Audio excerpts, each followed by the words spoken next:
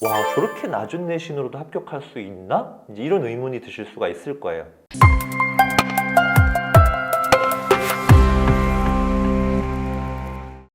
네, 여러분 안녕하세요. 대치아폴론의 최동선 소장입니다. 제가 요즘 정말 수시 상담 때문에 정신이 없고 여기 다크서클 안 보이시나요? 근데 이건 정말 좀 얘기해야겠다 싶어서 이렇게 영상을 켜게 됐습니다. 여러분 꼭 지금 고3이 아니더라도 많은 학생들이 성균관대 정말 그 대학 가고 싶다 로망인 학생들이 정말 많을 거예요. 아마 이제 일반고에서는 1등급 대 학생 또 2등급 대 초반 학생들부터 해서 정말 특목 자사고 친구들도 많이 지원하고 또 많이 합격하는 성균관대 얘기를 오늘 좀 해보려고 하는데, 특히 오늘은 올해 신설학과 2개, 바이오 신약 규제 과학과랑 계약학과인 배터리학과에 대해서도 어떤 학생들이 한번 지원하면 좋을지 이 얘기도 꼭 끝까지 들어주시기 바랍니다. 자, 일단 성균관대에 대한 얘기를 하려면은요, 일단 전형별 특징에 대한 이해가 대단히 중요한데, 보시다시피 우리가 교과 전형, 일반고 학생들이 쓰는 학교장 추천 전형이 있고요. 그 다음에 종합 전형도 올해서 이제 자유전공이 포함된 성균 인재까지 해서 4개 정도로 늘어났습니다만, 융합형과 탐구형 그리고 과학인재로 대표적으로 나눠볼 수 있겠습니다. 어쨌든 그 성대가 발표한 자료들, 설명의 자료들을 종합해 보면 이 플롯박스처럼 이 내신 때가 이렇게 박스 안에 주로 학생들이 많이 합격한다라고 하면 학종에서는 지원하는 고교 유형의 편차가 대단히 크다는 점을 인식하시고, 단순히 50컷, 70컷만 보고 지원하는 그런 잘못을 피하는 게 대단히 중요하다 좀 말씀드리고 싶고요. 이제 교과 등급 상위 3개, 하위 3개 학과 이런 이제 자료들을 좀 같이 보실 수가 있는데, 학교장 추천은 물론 정성평가 20%가 들어가긴 합니다만 실제적으로 앞에 교과 80%에서 대부분 많이 결정이 되고, 또 수능 최저 충족도 대단히 중요하겠죠. 정성평가긴 한데 학업 수월성 중심으로 막 전공적 합성을 본다든지 그렇게 성균관대는 평가하지 않습니다. 이제 그 점 인식하시고, 탐구 역량이라든지 학업 태도라든지, 특히 무엇보다 전공과 관련된 교과 과목 이수 이런 현황들을 살펴보는 정도니까 거기에 큰 결격 사유가 없다라고 한다면 최저를 맞출 수 있는 일반고 1등급 대학생들이 지원할 수 있는데, 학과를 낮춘다면 1등급 대 후반에서도 합격자들이 나오고 있다. 그렇지만 정성평가에서 너무 감점을 당하지 않는지 체크할 필요가 있겠습니다. 나머지 이제 학종 좀 자료들을 보면은요, 70컷 기준으로 이제 저런 것들을 볼 수 있는데요. 와, 저렇게 낮은 내신으로도 합격할 수 있나? 이제 이런 의문이 드실 수가 있을 거예요. 근데 이제 성균관대 학종은 우리가 대표적으로 특목 자사고를 좀 선호하는 대학 중에 하나로서, 학과에 따라서 좀 차이가 있긴 합니다만 특목 자사고 비중이 50%를 넘어가는 학과들도 상당히 많습니다. 그렇기 때문에 우리가 특히 융합형 중심으로 일반고 학생들이 지원을 한다라고 한다면 70컷보다는 그나마 보수적으로 50컷을 확인하는 게 좀 더 도움이 될 것 같고요. 학과들 사이에서도 편차가 커요. 그래서 학과별로 50컷과 70컷의 어떤 그런 간격을 보면서 여기 일반고 유형이 좀 침투하기가 수월하겠다, 아니겠다를 판단하는 그런 어떤 전략도 대단히 중요하겠습니다. 그리고 과학인재는 제발 과학부 학생들 말고 나머지는 조금 조심스럽게 접근하시는 게 좋겠습니다. 그 재시문 면접, 20화로 치는 재시문 면접의 난이도도 물론 문제지만 이 성적 자체가 과학고를 뽑기 위해서 작년부터 성대가 개설한 전형이기 때문에 거기에 궁합이 맞지 않는 학교 유형들은 그다지 유리할 게 없다. 내신만 보고 들어가면 안 되고요. 과학고 친구들은 5등급 내외 친구들이 1단계 통과하고 합격하는 사례가 제일 많다. 이렇게 전형의 특징을 이해하시면 좋겠습니다. 자, 그럼 오늘의 이제 하이라이트, 오늘 이제 꼭 얘기하려고 하는 게 앞서 말씀드린 신설학과인데, 이 성균관대 보면은 매년 신설학과를 최근에 개설하고 있는 것 같아요. 2년 전에 에너지학과, 또 작년에 양자정보공학과, 뭔가 좀 특이해 보이는 학과들도 개설을 하면서, 그럼 이제 신설학과가 생기면 다들 궁금해한단 말이에요. 이제 교과 100이면 상관이 없는데 이렇게 정성평가를 한다던가 아니면 학종 같은 경우에 도대체 저 과는 누가 쓸 수 있을까?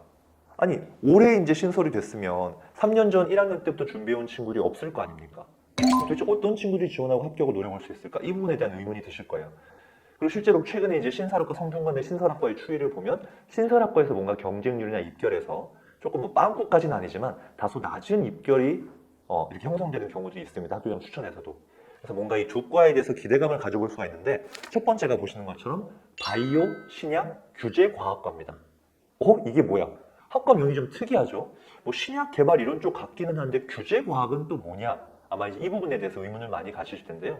아마 여기 이제 학과 홈페이지를 직접 들어가시면 좀 더 이해의 폭을 넓힐 수 있겠습니다만, 여러분 이제 약학과를 준비하거나 신약 개발에 관심 있는 친구들은 기존의 화학 물질 중심의 합성 의약품 시대에서 뭔가 천연 물질, 그렇죠? 단백질이나 이런 세포를 기반으로 하는 그런 바이오 의약품, 생물체를 유래 물질로 하는 바이오 의약품 시대로 지금 워낙 진화하고 있다는 사실을 아마 캐치했을 겁니다. 그 과정에서 이런 생물체를 유래하는 어떤 임상 실험을 하는 것은 대단히 까다로운 규제 조건이 있습니다. 그 생물체를 배양하기 위한 어떤 특정 조건을 맞춰야 되고 또 법적, 윤리적, 제도적 문제는 없는지 그런 것들을 체크해야 되기 때문에 여기 바이오 신약을 개발하는 과정에 여러 가지 규제에 대해서 대처하고 개발할 수 있는 그런 역량을 가진 인재를 키우는 학과다. 이렇게 이해하시면 됩니다. 좀 어렵나요? 그럼 어떤 친구들이 있으면 좋을까? 아무래도 약대를 준비했던 친구들은 대단히 이과에 대한 관심이 높을 것으로 예상됩니다. 실제로 이제 성대 입장에서는 생명과학과 화학 과목을 중심으로 해서 뭔가 이런 어떤 신약 개발 산업이라든지 이런 부분에 대한 이해도가 있는 그런 융합적 사고를 보여주는 인재들을 선발하겠다. 학종에서 그렇게 얘기하고 있습니다.